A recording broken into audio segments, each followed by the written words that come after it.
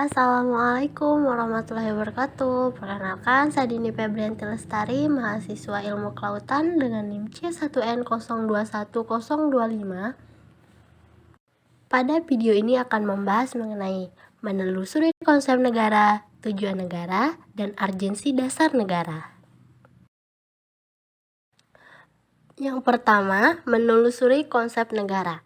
Diponolo menyimpulkan 3 unsur yang menjadi syarat mutlak bagi adanya negara, yaitu yang pertama, unsur tempat atau daerah, wilayah atau teritori. Yang kedua, unsur manusia atau umat, rakyat atau bangsa. Dan yang terakhir, unsur organisasi atau tata kerjasama atau tata pemerintahan. Definisi negara. Menurut beberapa tokoh, definisi negara berbeda-beda loh. Contohnya seperti Aristoteles. Menurut Aristoteles, negara polis ialah persekutuan daripada keluarga dan desa guna memperoleh hidup yang baik yang sebaik-baiknya. Yang kedua, menurut Jean Bodin, menurutnya negara itu adalah sesuatu persekutuan daripada keluarga-keluarga dengan segala kepentingannya yang dipimpin oleh akal dari suatu kuasa yang berdaulat.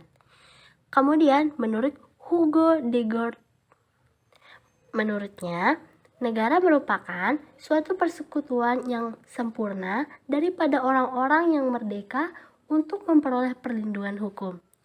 Kemudian menurut Blunstli, menurutnya negara sebagai diri rakyat yang disusun dalam suatu organisasi politik di suatu daerah tertentu. Pengertian yang lain bisa kalian lihat di atas.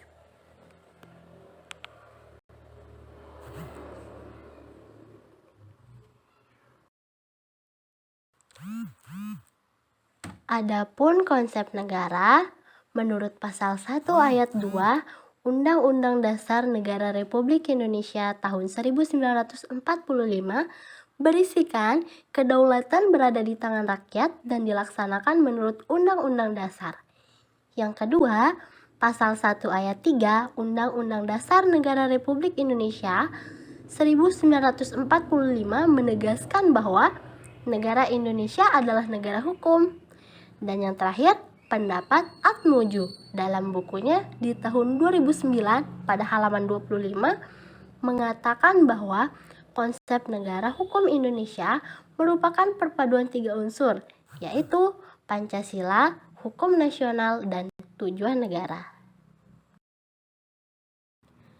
Kemudian, tujuan negara. Tujuan negara terdiri dari 5 tujuan. Yang pertama, kekuatan, kekuasaan, dan kebesaran atau keagungan. Yang kedua, kepastian hidup, keamanan, dan ketertiban. Yang ketiga, keadilan. 4, kesejahteraan dan kebahagiaan hidup. Dan yang terakhir, kemerdekaan.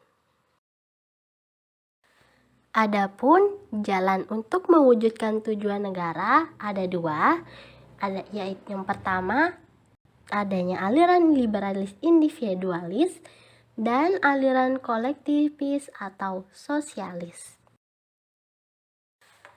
Langsung saja ke pembahasan terakhir, urgensi dasar negara. Dasar negara dapat diartikan sebagai landasan dan sumber dalam membentuk dan menyelenggarakan negara.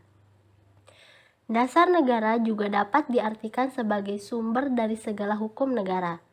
Secara teoretik, istilah dasar negara mengacu kepada pendapat Hans Kelsen, disebut a basic norm atau Grundnorm pada bukunya Kelsen tahun 1970 pada halaman 8. Norma dasar ini merupakan norma tertinggi yang mendasari kesatuan-kesatuan sistem norma di dalam masyarakat yang teratur, termasuk di dalamnya negara yang bersifat tidak berubah.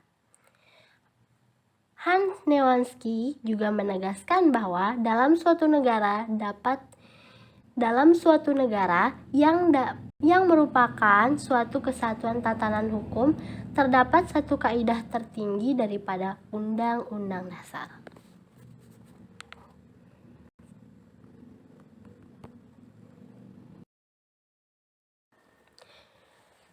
Nah, sekian dari penjelasan saya. Kurang lebihnya saya mohon maaf. Wabillahi taufiq wal hidayah. Wassalamualaikum warahmatullahi wabarakatuh.